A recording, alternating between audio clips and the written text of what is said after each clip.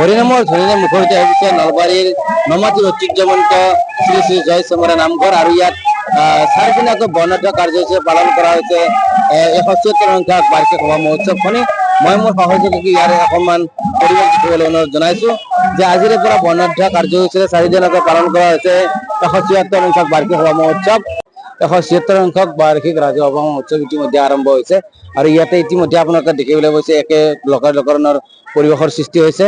নলবাৰী জিলাৰ লগতে নলবাৰীৰ বিভিন্ন প্ৰান্তৰ পৰা ইতিমধ্যে ভক্তসকল আহি ইয়াত ভিৰ কৰা পৰিলক্ষিত হৈছে আৰু যি শ্ৰী শ্ৰী জয় যি চেমৰাই যি গোহাঁই ঘৰ সেই ঘৰ ইতিমধ্যে এক বহু পুৰণি পৰম্পৰা আছে, বহু পুৰণি ঐতিহ্য আছে আৰু তাত ইতিমধ্যে বিভিন্ন জিলাৰ পৰা বিভিন্ন ঠাইৰ পৰা ইতিমধ্যে এই ভক্তসকল এক লোকালকৰণৰ পৰিৱেশৰ সৃষ্টি হৈছে। আমাৰ সৈতে উপস্থিত আছে এই গোহাঁই ঘৰৰ পৰিচালনা সমিতিৰ সম্পাদক অঞ্জন জ্যোতি তালুকদাৰ সৈতে আমাৰ সৈতে উপস্থিত হৈছে। ইতিমধ্যে বৰ্ণনা দিব কেনেকুৱা ধৰণে আজি ইয়াত উদযাপন কৰা হৈছে সভা মহোৎসৱ, কেনেকুৱা ধৰণে পালন কৰা হৈছে। শ্ৰী শ্ৰী জয় চেমৰাই গোহাঁইঘৰ নমাটিৰ এই বৰ্ষত আমাৰ 176 সংখ্যক বাৰ্ষিক সভা মহোৎসৱ। 176 সংখ্যক বৰ্ষৰ পৰা সভা মহোৎসৱ উদযাপন কৰি আজি আমি এই সভা মহোৎসৱ এই বৰ্ষৰ 2025 বৰ্ষৰ সভা মহোৎসৱ উদযাপন কৰিছোঁ আৰু আজি ৰাতিপুৱা 8 বজাৰ নাম প্ৰসংগৰ জৰিয়তে এই সভা মহোৎসৱৰ কাৰ্যসূচী আৰম্ভ হৈছিল।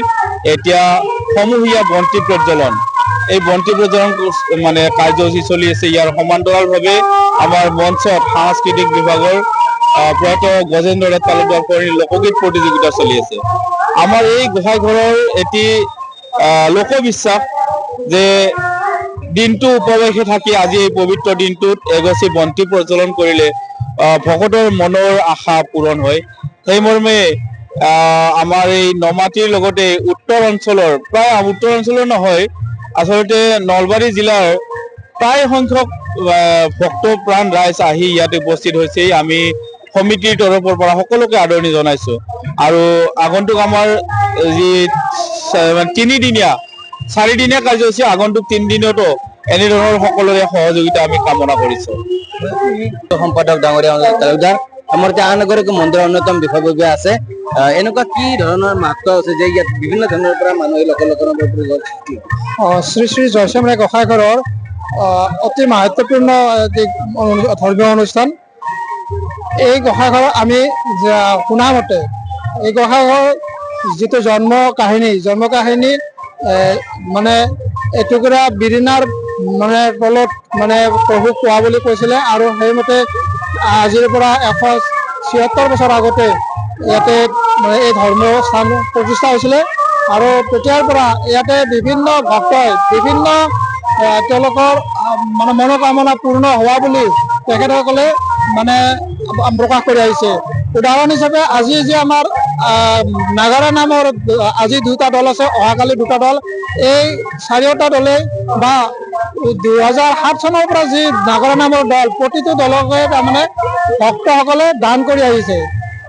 মানে তেওঁলোকৰ মনোকামনা পূৰণ হোৱাৰ কাৰণে তেওঁলোকে এই নাগাৰা নামৰ মানে যিটো পাঠকৰ মাননি তেওঁলোকে দান কৰি আহিছে আৰু বিভিন্ন ধৰণৰ দান বা বৰঙণি দি আহিছে।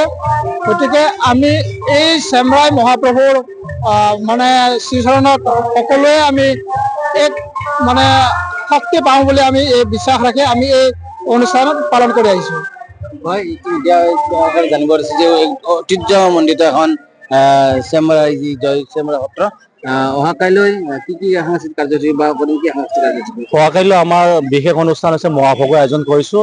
এই মহাভোগত প্ৰায় 10,000ৰ অধিক ভক্তই মহাভোগ গ্ৰহণ কৰিব। ঠিক সেইদৰে পৰহি আমি দিহানাম অসম ভিত্তিক দিহানাম প্ৰতিযোগিতা আয়োজন কৰিছোঁ। দিহানামতো অসমৰ বহু জিলাৰ পৰা আমাৰ প্ৰতিযোগিতাত অংশগ্ৰহণ কৰিব আৰু পৰহি আমাৰ বিশেষ আকৰ্ষণ হৈছে সাংস্কৃতিক সন্ধিয়া। সাংস্কৃতিক সন্ধিয়াত অসমৰ জনপ্ৰিয়তাৰ শিখৰ আৰোহণ কৰি থকা মৰ্মিত্ৰা মিত্ৰ আমাৰ ইয়ালৈ আহিব। মৰ্মিত্ৰাৰ লগতে থাকিব জনপ্ৰিয় কণ্ঠশিল্পী নৱজিৎ দাস আৰু সমূহ ৰাইজৰ উপস্থিতি আমি শ্ৰদ্ধাৰে কামনা কৰিছোঁ। আমি বিশেষভাৱে ধন্যবাদ জনাইছোঁ আৰু এই যি আজিৰ পৰা আৰম্ভ 4 দিনীয়া বৰ্ণাঢ্য কাৰ্যসূচী আৰম্ভ হোৱা যি জয় গোহাঁইঘৰৰ যি ঐতিহ্যপূৰ্ণ যি সভা মহোৎসৱ অহা 4 দিনৰ পিছতে ইয়াত অন্ত পৰিব। ধন্যবাদ। শৰীৰৰ যিকোনো অসুবিধাৰ সন্মুখীন হৈছে নেকি আপুনি? শাৰীৰিক সমস্যাৰ প্ৰতিকাৰ কেৱল আমি দিম। অভিজ্ঞ চিকিৎসকে দিব সুপৰামৰ্শ প্ৰতি সপ্তাহত থাকিব বিভিন্ন ৰোগৰ বিশেষজ্ঞ চিকিৎসক চাবলৈ নাপাহৰিব এনি ভাৰত 24ৰ বিশেষ অনুষ্ঠান স্বাস্থ্য বিশেষ